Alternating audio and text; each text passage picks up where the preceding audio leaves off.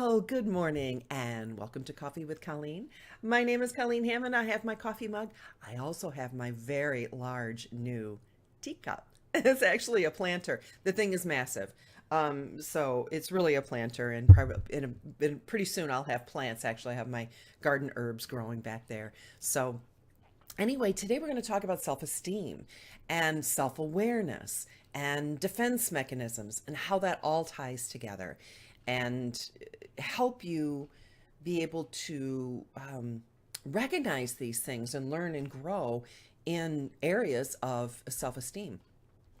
And one of the ways we can do that is by seeing how we react to stressful situations.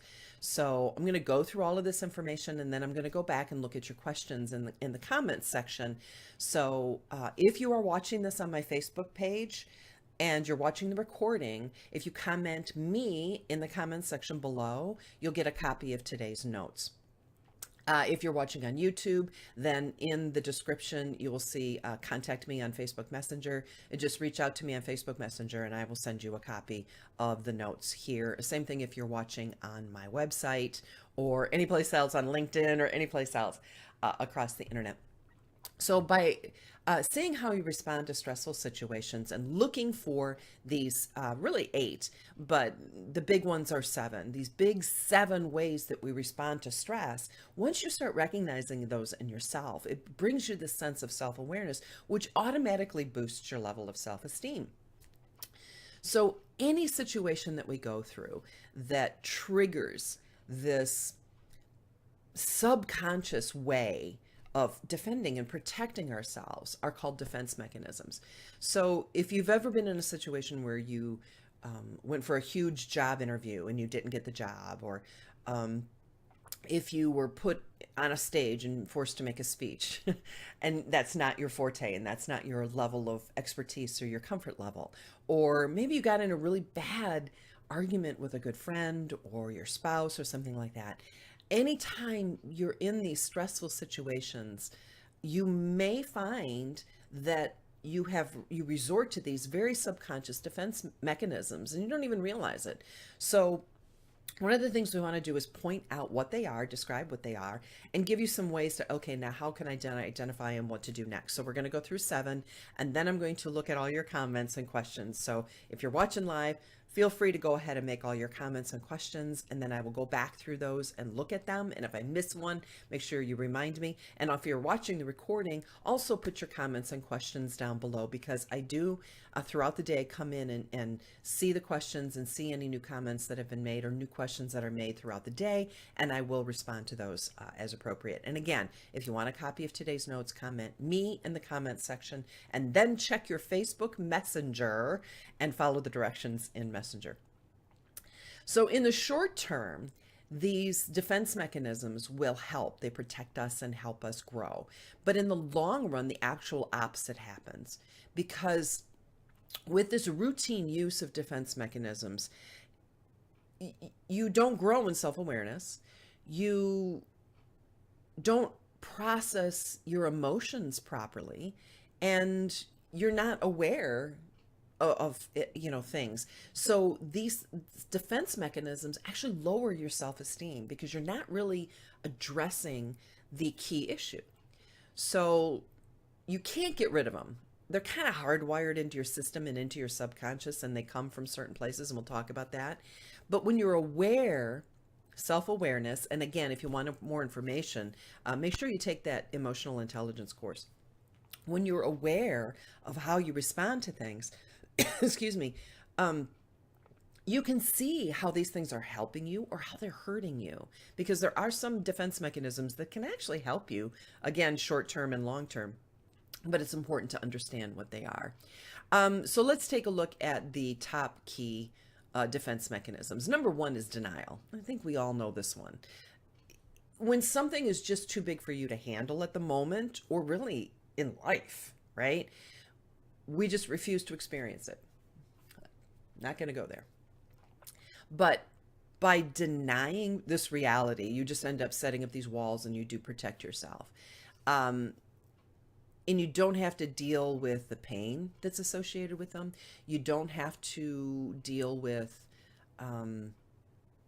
the consequences associated with these actions or the things that happen. For example, let's say someone is a heavy drinker or an alcoholic or something like that. They're like, well, I'm just a social drinker, or I just use drink to deal with the situation, or I've had a stressful day. That's why I need a 18 pack of beer. And there's a difference between, and we'll talk about this. We talked about this in the past, and we'll talk about this in depth in future programs. There is a difference between people who like to drink, people who have drinking problems, and actual diagnosable alcoholics, which is a biochemical thing that happens in your liver and in your brain. And it's associated with THIQ and that type of thing. So if you're familiar with that. Also, if you're in an argument with a partner, or things in your marriage or your relationship aren't going very well, and you're like, this happens to every couple. It's normal. I'm just going to accept it. It's not that big of a deal. So this kind of helps you alleviate short-term pain, but in the long run, you're not dealing with a drinking problem. You're not dealing with a marital problem. You're not dealing with a relationship issue. You're not dealing with a problem at work, those type of things. So make sure you set a time every day to really look at situations and be honest with yourself. Where in your life might you be using denial? Because we all use it. Just some to a greater extent or a lesser extent than others. So where in your life are you using denial? What you can do to, like, okay, I really have to address this. I have to take self-care is not selfish and sit down and really address that issue. So that's number one. Number two is repression. And it's similar to denial, only it's a lot more bigger. Because where denial is, you don't want to accept the reality. Repression is you totally choose to push it into your subconscious and don't even remember it. And choose not to experience it or not to remember it altogether. And these things can be buried in your subconscious, but they come out in your reactions and actions to things. And normally in this situation, it's a very traumatic event that happened in your childhood. So it can serve an immediate purpose by helping you get through a situation. But long term, this painful experience will bubble up into the rest of your life. If somebody was abused as a child, if somebody experienced a robbery and they were a victim of a crime or survivor of a crime. So this may take a lot longer. You need professional help or to see somebody else and work through these types of things, especially if you go back and you remember and identify a trauma.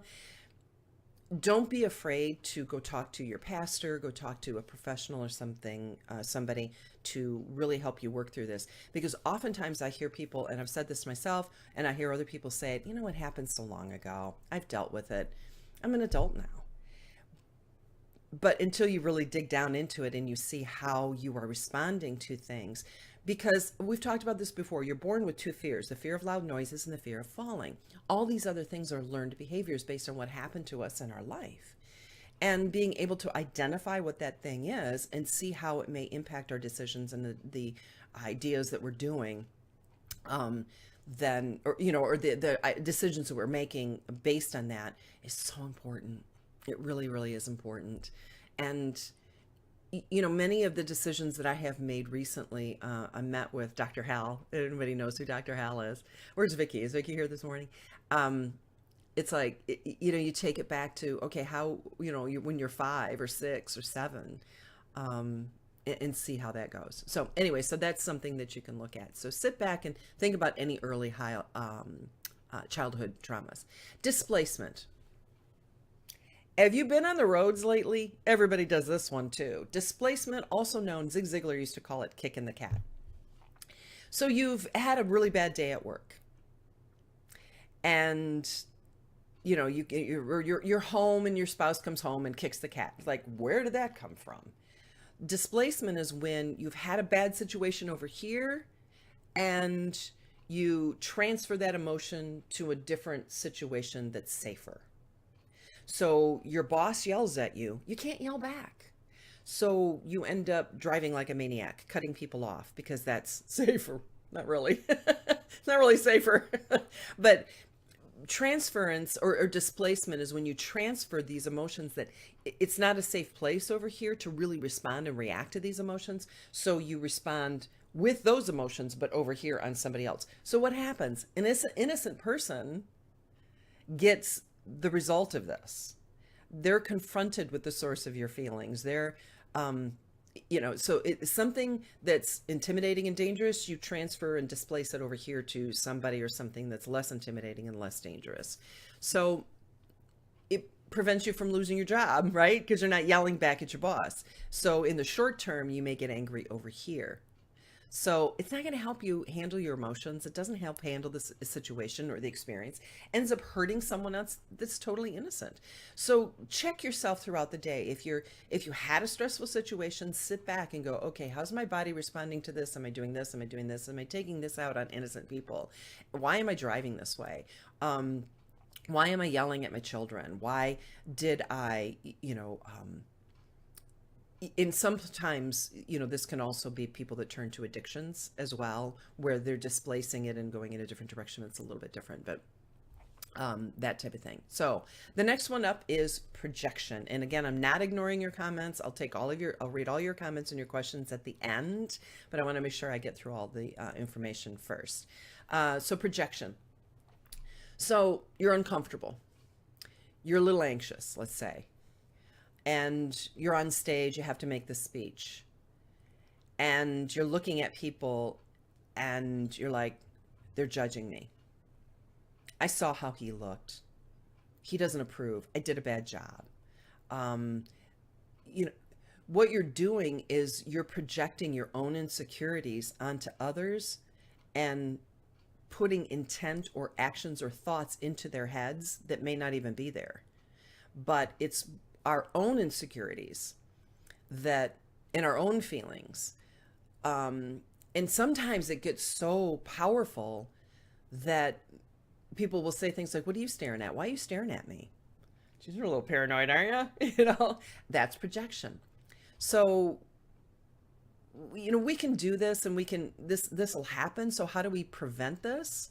Because projection can be good too. We can project our feelings of love, of unselfishness, of care, of support.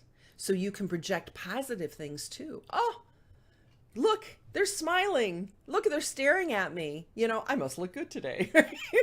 It can go both ways, So one of the ways you can identify this in yourself is by saying, what don't I like about that person? What didn't I like about this situation? Because oftentimes what we say we don't like about others is actually something within ourselves that we don't like, but we don't want to admit it to ourselves. So we project it onto other people. So don't want to get all psychobabbly about it, but it's an interesting thing to look at, that when you're feeling insecure and your self-esteem is low, you'll start thinking that people are thinking things or saying things or looking at things about you that simply isn't true. Reaction formation. I hate these psycho. Are you looking at me? You go beyond denial and behave in the opposite way of what you think or feel.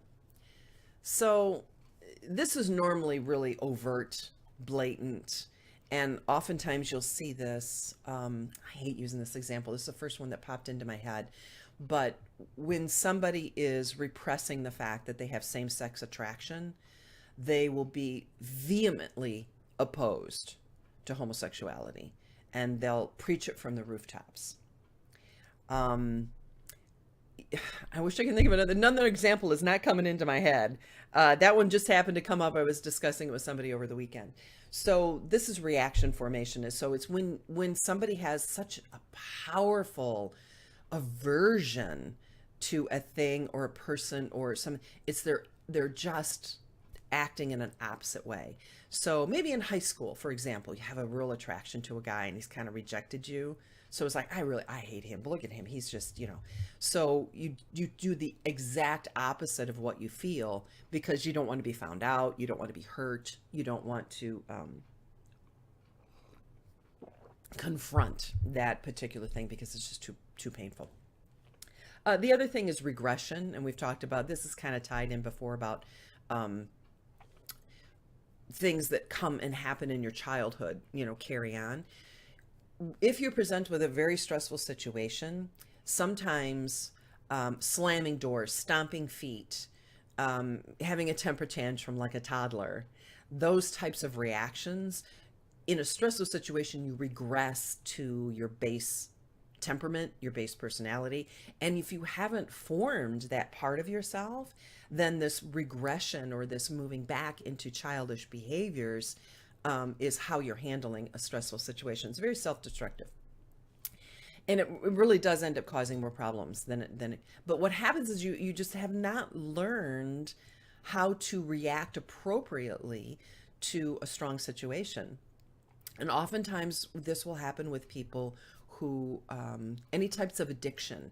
So when the person has, this is really fascinating because the age the person is when they become addicted to a substance or their addiction comes out or they turn to drugs or alcohol, for example, I'm using this as an example, to deal with their emotions and deal with their problems, that's the age that they're locked in emotionally because they're not growing emotionally.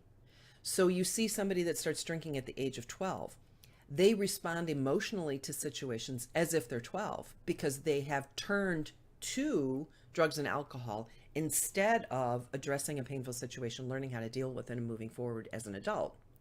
So that what happens when these people are going through, let's say they give up drugs and alcohol when they're 60, how do they emotionally respond to things? As if they were 12. And they have to learn. And that's why the 12-step programs are so effective. And working the programs is because they can learn how to emotionally deal with these events in their lives appropriately. It's fascinating. I can't wait to start covering more about addictions because there's so much of fascinating situations. All right. Then there's rationalization.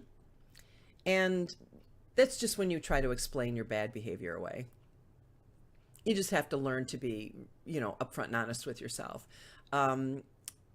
If you are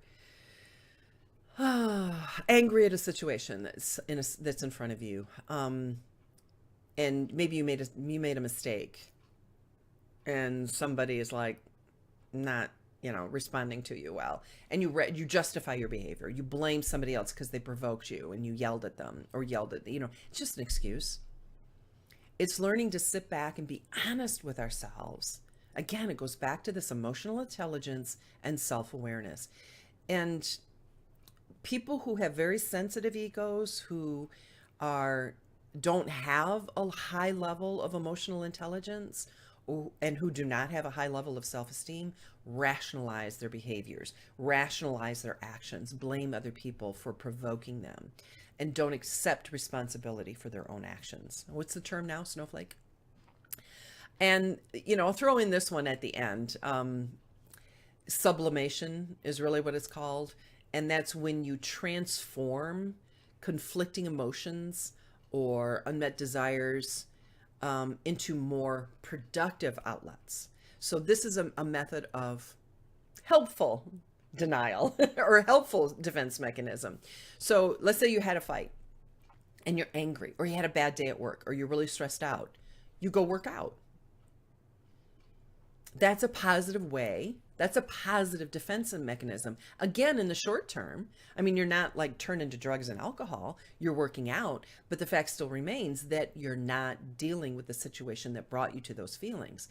Now, if you're working out, like I've got to burn this off and then I can deal with it, you burn it off and then you sit down and deal with it, or I'm going to read a book and then I'll deal with it, or I'm going to go for a walk and then I'll deal with it.